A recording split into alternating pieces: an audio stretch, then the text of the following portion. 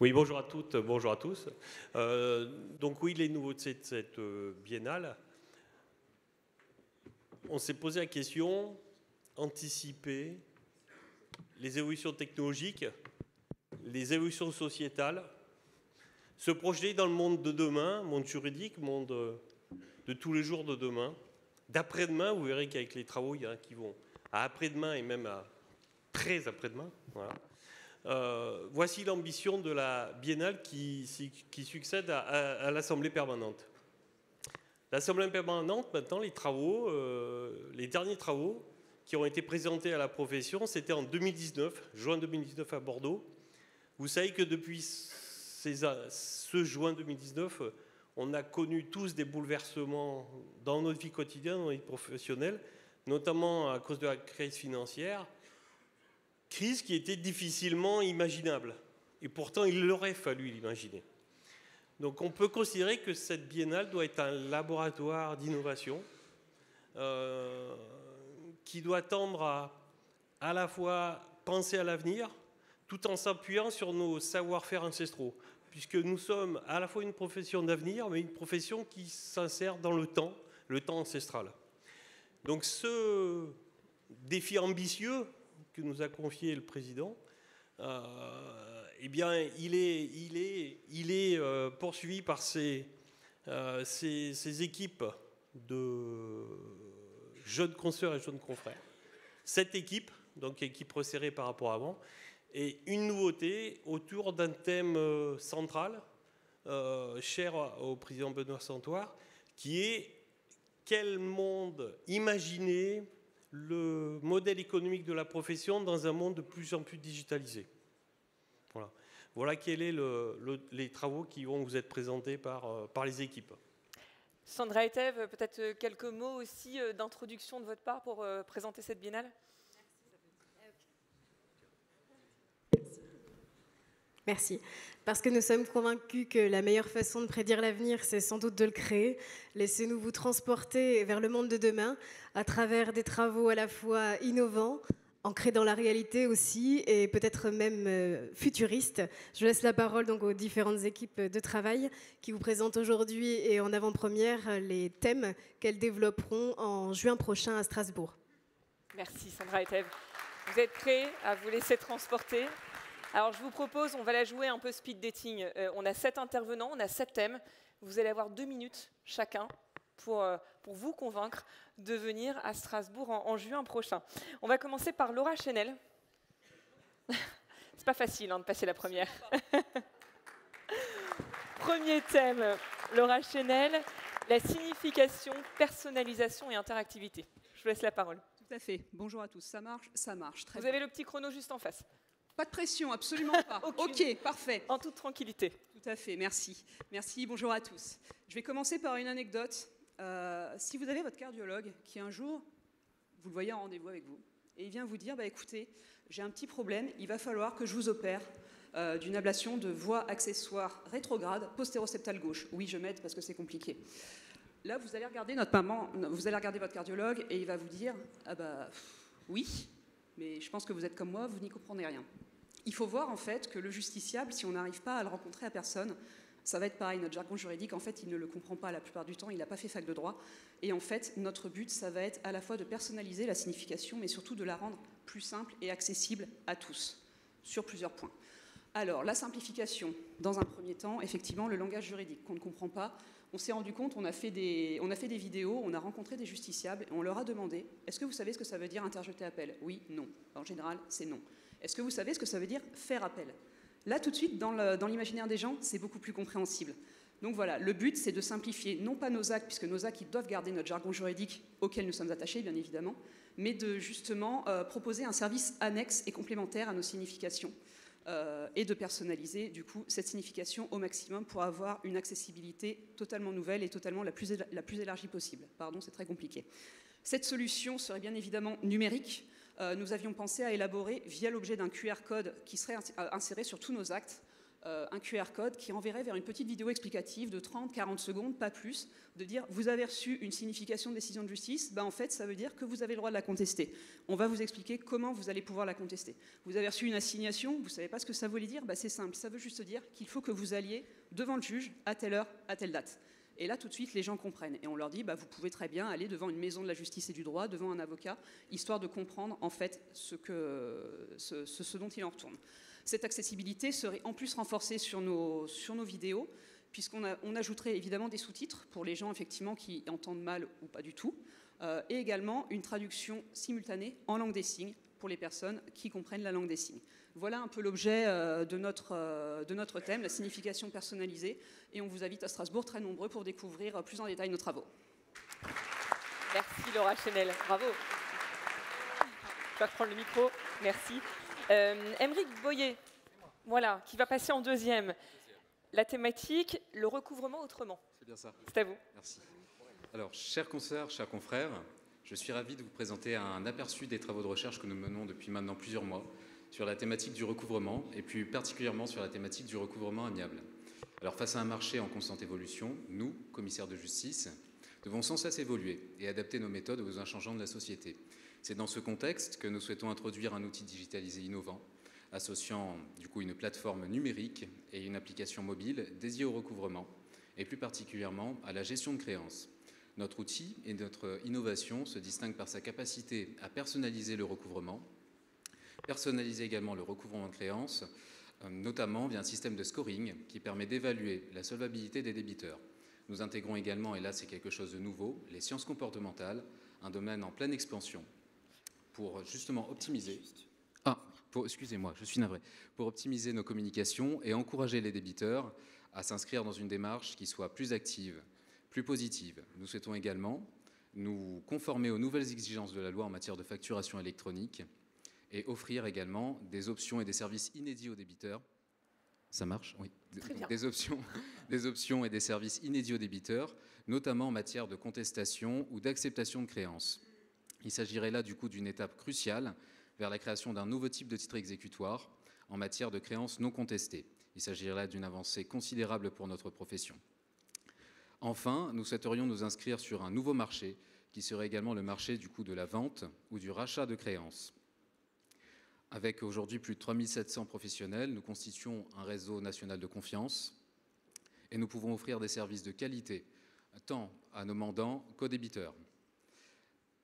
Sur ces belles paroles, je vous attends nombreux à notre présentation complète qui se tiendra en juin et vous remercie pour votre attention. Merci. Merci Aymeric Boyer. Emmanuel Mayor, c'est à vous. Merci. Et vous allez intervenir sur le thème de l'avantage concurrentiel de l'officier public et ministériel. C'est ça. Jean Giraudoux affirmait que le droit est la plus puissante des écoles de l'imagination, une réalité que nous, commissaires de justice, embrassons avec passion. Notre groupe de travail, trio féminin, fusionnant une commissaire-priseur judiciaire, une huissière de justice et une consoeur issue du tirage au sort, incarne la diversité et la complémentarité de notre nouvelle profession de commissaire de justice. Dans un environnement en constante évolution, entre création d'offices, réforme de la carte judiciaire, mise en place de la nouvelle profession et digitalisation, nous identifions des défis majeurs et des opportunités de développement. Il est venu le temps de repenser nos statuts et d'explorer de nouvelles frontières. Assouplissons les règles de publicité dans un monde de plus en plus numérisé et intégrons les activités accessoires dans notre champ concurrentiel afin de faire état de notre qualité d'officier public et ministériel. La tendance sociétale est au regroupement des professions libérales du droit et du chiffre, créant de nouvelles synergies. Officier public et ministériel, OPM, 3 lettres que nous déclinerons ainsi. O pour commissaire aux obligations, P pour commissaire à la protection et M pour commissaire à la médiation. Notre statut et la nomination par le garde des Sceaux confèrent dans le cadre de nos activités une véritable garantie de confiance, fondée sur une formation solide, une déontologie stricte et des compétences reconnues. Comment sortir des limites réglementées pour conquérir de nouvelles opportunités ? En valorisant notre accompagnement de proximité, nos spécialisations et notre valeur ajoutée d'amortisseur social. Commissaire de justice à la protection, à l'attestation, à la sécurisation, à la constatation et à la médiation. Oui, soyons le couteau suisse indispensable du monde juridique et économique, apporteur de solutions concrètes pour l'intérêt général. Nos propositions seront fortes, nos propositions seront novatrices. Rendez-vous à Strasbourg pour ensemble réinventer l'avenir. Merci Emmanuel Mayor. Merci. Benoît Amblard, le 4e à intervenir sur le thème de la collaboration entre offices. Merci beaucoup. C'est à vous. Vous m'entendez? Monsieur le Président, chers membres du bureau, chers invités, mes chers consoeurs, mes chers confrères, je suis honoré de prendre la parole aujourd'hui au nom de mon groupe qui traite du sujet de la collaboration entre offices et de la confraternité affirmée des commissaires de justice, sujet qui a une résonance particulière sur la thématique de ce congrès, protection et proximité. Protection d'abord en proposant aux justiciables une offre de services toujours plus complète et la préservation de ses droits en toutes circonstances face aux problématiques modernes telles que le harcèlement scolaire, en plaçant les commissaires de justice au cœur d'une procédure spécifique, ambitieuse et rapide.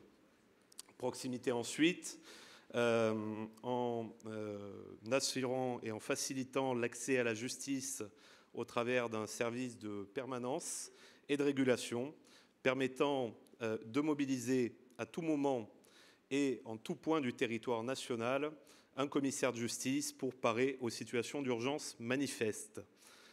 Par ailleurs, l'entraide est également un volet crucial de notre réflexion et nous proposons par exemple d'accompagner davantage nos futurs confrères et nos futurs consoeurs avec un encadrement par des référents qui seraient des figures qui faciliteraient à la fois la transmission d'expériences, de savoir-faire et d'informations pratiques.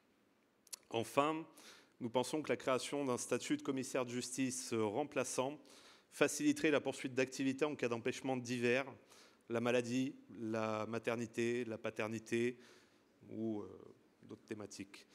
Notre vision pour l'avenir de notre profession est celle d'une confraternité affirmée, collaboration renforcée, une solidarité accrue et d'une adaptation constante aux besoins de la société. Nous sommes impatients de pouvoir partager avec vous plus en détail nos idées et vous donnons rendez-vous le 28 juin 2024 à l'Assemblée biennale de Strasbourg. Merci de votre attention. Merci Benoît Amblard. Anaïs Leborgne, vous êtes la suivante sur le thème de gagner ensemble. Oui. Bonjour, donc cher président, chers consoeurs, chers confrères, madame, monsieur, comment à ce jour un justiciable, un client, peut-il avoir accès à nos services en un clic? Voici le fil rouge de notre thème, gagner ensemble. Pour répondre à cette interrogation, je vous propose une recette simple, basique, verra une référence à Orelsan qui veut, et laissez-moi vous en présenter les ingrédients. L'ingrédient de base, c'est l'observation. Les grandes initiatives digitales d'envergure menées par certaines professions du droit ont un succès florissant. Je pense à Imonote, je pense à Infogreffe. Elles assurent une visibilité énorme aux professions concernées. Les secrets de cette plateforme, elles offrent des services grand public. Elles fournissent des informations fiables, gratuites et accessibles en un clic. Et surtout, elles combinent des offres à des prix déterminés, des offres payantes, bien entendu. En deuxième ingrédient, c'est l'ingrédient maison, la personnalisation.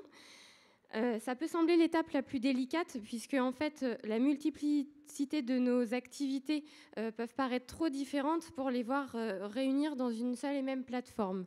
Pourtant, amener le client vers l'ensemble de nos services va assurer la pérennité de notre profession. Il faut non seulement se positionner avec notre regard de commissaire de justice, mais aussi avec notre regard de justiciable et de client pour l'amener vers le bon service et jusqu'au bon produit.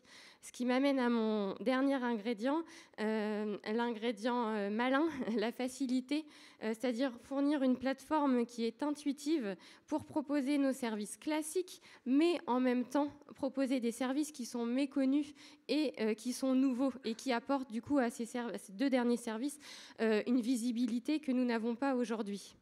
Le lien entre tous les ingrédients, c'est bien évidemment l'intérêt commun, la volonté que l'ensemble de la profession bénéficie du dispositif.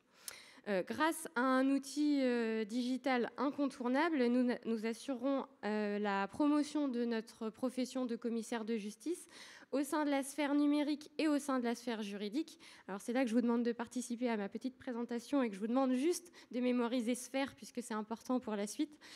Nous pourrons donc, grâce à cet outil digital, facturer des prestations et donc gagner ensemble. Voilà, j'ai essayé de vous présenter ce qui pourrait être la recette pour générer des recettes et je vous invite du coup en juin 2024 dans la comisphère. Merci. Merci Anaïs Leborgne. Nicolas Grob, le commissaire de justice, relais de confiance. Merci beaucoup. Mesdames et messieurs, chers consoeurs, chers confrères, en février 2023, la Fédération du e-commerce et de la vente à distance publiait les chiffres annuels de la vente en ligne au titre de l'année précédente. Il en ressort un chiffre d'affaires global de plus de 146 milliards d'euros, soit une augmentation de 13% par rapport à l'année précédente. La difficile période Covid que nous avons toutes et tous vécue n'a fait que renforcer la place du commerce en ligne qui avait déjà le vent en poupe depuis plusieurs années. À la fin 2022, il n'existait pas moins de 207 000 sites de vente en ligne en France. Véhicules de tourisme, montres connectées, grands crus, au jour d'aujourd'hui, tout ou presque tout s'achète et se vend sur Internet. Pourtant, ce marché colossal engendre des contentieux qui échappent à la profession et qui constituent pour nous une opportunité pour les commissaires de justice d'être connus et reconnus en qualité de tiers de confiance. C'est pourquoi notre sujet va traiter de la place du commissaire de justice dans les ventes en ligne à plusieurs stades. Tout d'abord, au niveau de l'achat du produit, avec la certification de l'identité des parties et la création d'un véritable label certifié par commissaire de justice, puis au stade de la livraison du produit avec le constat de conformité et de bonne livraison, et enfin, dans une approche plus prospective, avec la place du commissaire de justice dans le métaverse et le Web 3. Vous l'aurez compris, notre sujet se veut ancré dans le numérique, mais également d'applications très concrètes. En effet, nous visons tout particulièrement les justiciables qui achètent et vendent en ligne des produits d'une certaine qualité et d'une certaine valeur marchande, et pour qui il est important de s'assurer de la qualité du co-contractant et du bon déroulement des opérations. Nous vendons de la sérénité, nous vendons de la confiance, et nous voulons être reconnus non plus uniquement comme commissaires de justice au sein de notre monopole d'exécution historique, mais en qualité de tiers de confiance. J'espère donc avoir suscité votre curiosité et vous voir nombreux et nombreux à la prochaine biennale qui se tiendra dans notre belle capitale de Strasbourg pour vous présenter nos travaux et vous laisser profiter de ceux de nos consoeurs et confrères qui s'investissent avec nous dans cette belle aventure prospective qui, nous l'espérons, servira l'avenir de notre profession. Je vous remercie. Merci Nicolas Grob. Pour la dernière intervention, on va faire un bond dans le futur, parce que là, c'est la projection à 2060. Donc, c'est le commissaire de justice, pas de demain, mais d'après-demain. Voilà. Charlène Réverdio, c'est à vous. Bonjour à tous. Oubliez vos habitudes, oubliez votre quotidien, oubliez toutes vos idées reçues et sautez avec nous en 2060. Comment sera la planète ? Comment sera le monde ? Comment vivrons-nous ? Prenons le cas, par exemple, du paiement. Il est passé de l'espèce au chèque. Le chèque a été abandonné au profit de la carte bancaire et aujourd'hui, les cartes bancaires sont sur nos téléphones portables. Demain, comment payerons-nous ? Comment est-ce qu'on paiera le commissaire de justice d'après-demain ?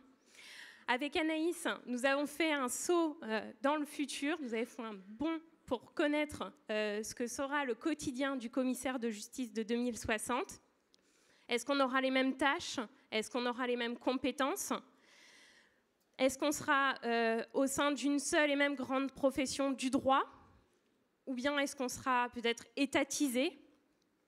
En tout cas, nous vous emmenons en 2060 pour vous montrer que le métier de commissaire de justice existera toujours. Donc, libérez vos esprits et partez avec nous à l'aventure du futur. Merci beaucoup. Je pense qu'on peut les applaudir bien fort, parce que pour le coup, on a libéré nos esprits.